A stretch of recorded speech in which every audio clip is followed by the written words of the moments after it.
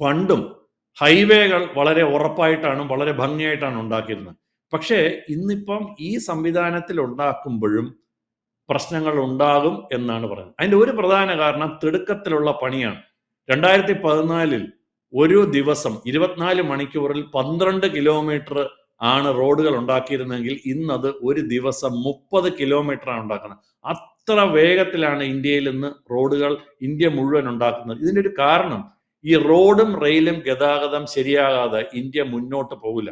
പണ്ട് 60കളിൽ അമേരിക്കയുടെ വളർച്ചയ്ക്ക് കാരണം, പിന്നീട് 80കളിലും 90കളിലും ചൈനയുടെ വളർച്ചയ്ക്കും പ്രധാനപ്പെട്ട കാരണം അവിടെ ഉണ്ടാക്കിയിട്ടുള്ള റോഡുകളും റെയിലുകളാണ്.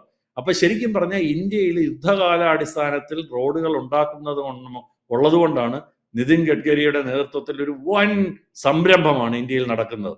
കൂടുതൽ വാർത്തകളും വിശേഷങ്ങളും നിങ്ങളിലേക്ക് എത്താൻ ABC മലയാളം സബ്സ്ക്രൈബ് ചെയ്യുക, ബെൽബട്ടനും അമർത്തുക.